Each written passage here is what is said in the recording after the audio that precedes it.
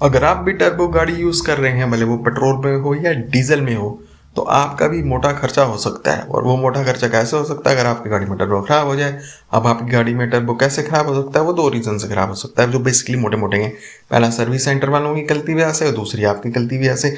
तो पहले बात कर लेते हैं सर्विस सेंटर वालों की गलतियों की, कि सर्विस सेंटर वाले ऐसी क्या गलतियां कर सकते हैं जिससे आपका टर्बो खराब हो सकता है और आपको मोटा खर्चा उसके अंदर करना पड़ सकता है।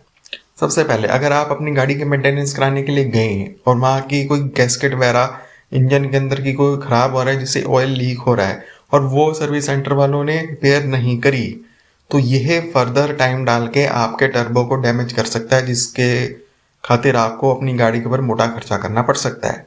दूसरी चीज़, आपकी गाड़ी के अंदर एक अगर टर्बो लगा है तो एक वाल्व होता है, एग्जॉस्ट गैस सर्कुलेशन वाल्व, जिसको कहते हैं EGR वाल्व।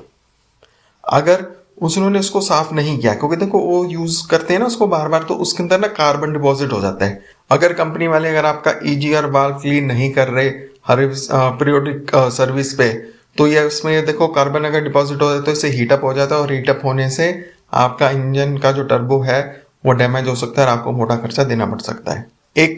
इसमें एक और सबसे बड़ा रीज़न यही है आपके टर्बो खराब होने का, कि अगर आपके कैटेलिक कन्वर्टर, जो जितनी भी नई गाड़ियाँ आ रही है, कैटेलिक कन्वर्टर सब में ही होता है, अगर इसमें भी ब्लॉकेज अगर है, ये भी अगर क्लीन नहीं हुआ हुआ, तो इससे भी आपकी गाड़ी का टर्बो डैमेज हो जाता है टाइम डाल के।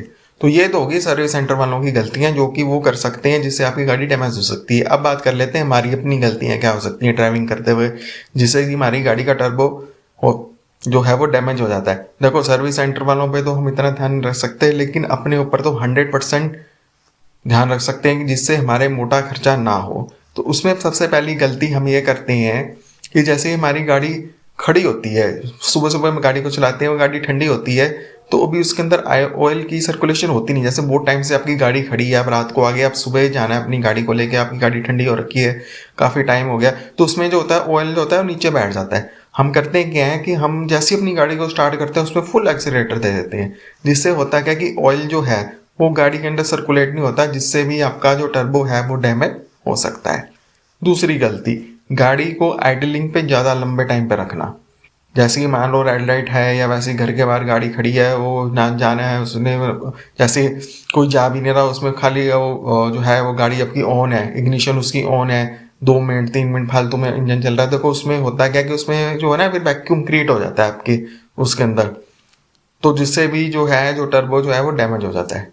और तीसरी सबसे बड़ी गलती हम ये करते हैं, जैसे कि हमारी टर्बो गाड़ी है, जैसे नेचुरल एस्पिरेटेड इंजन वाली अगर हमारी कार होती है, हमने उसको चलाने की आदत होती है, तो उसमें करते हैं क्या, हम लाते हैं और जहाँ हमने पार्किंग लगानी होती है वहाँ सीधा उसको इंजन ऑफ कर देते हैं।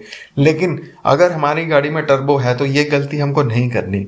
जैसे हम लॉन्ग डिस्टेंस से आए, हमने पार्किंग के अंदर लगाया, तो उसको 30 सेकेंड्स तक इंजन को ऑन रहने दो।